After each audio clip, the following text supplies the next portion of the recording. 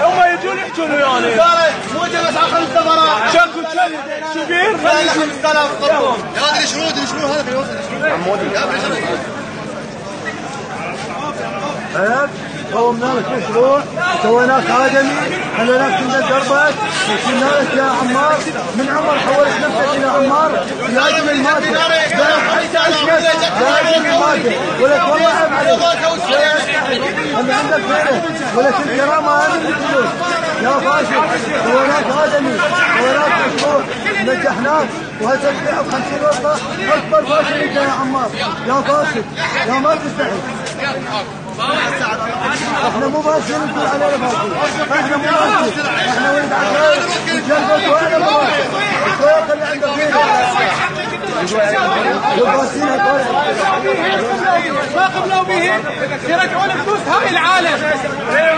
احنا طالعين، احنا بالنسبة لنا ما دافعين الفلوس، انطينا تعب، انطينا جهد، وقفنا المشروع على رجليه، نجحناه ليل ونهار نداوم شهر كامل، داومنا 15 يوم نداوم شهر كامل، ما يطلبون فلوس الا 15 يوم، الثانيه نقول ما يخالف. نجحنا المشروع. مال شنو 15 يوم؟ مال شنو؟ 15 يوم الاستراحه مالتنا يداومونها بدون فلوس. وين؟ بالمطار بتاكسي بغداد. ونقول ما يخالف. جهنم شايفيهم كنا. منو هذا عمار؟ مدير المشروع. مستثمر. عمار منو؟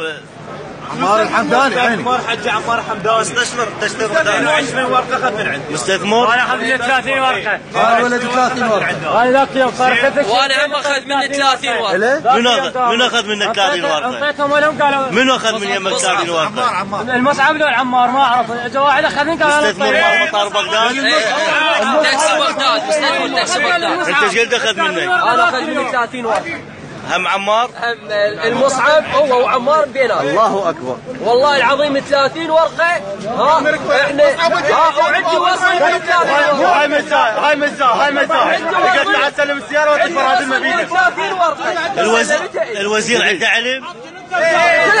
يا ريت يوصل لي كلامنا، يا ريت. يعني هذا وصل الوزير؟ 5000 عرفوا اخذوا 60 ورقه. 60 ورقه اخذوهم. منو اللي اخذ؟ عمار 60 ورقه. مصعب راح حومي.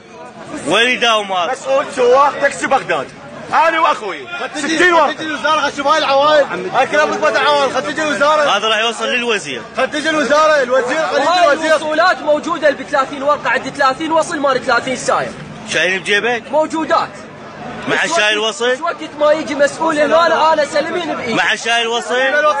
جيب الوصل 20 ورقه جيبه 30 وصل. ما علي اعتذر، انا ما علي ابيهم.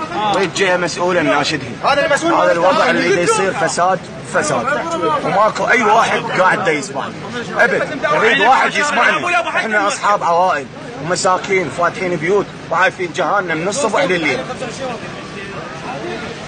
يحجز السيارات ما يخليها تطلع.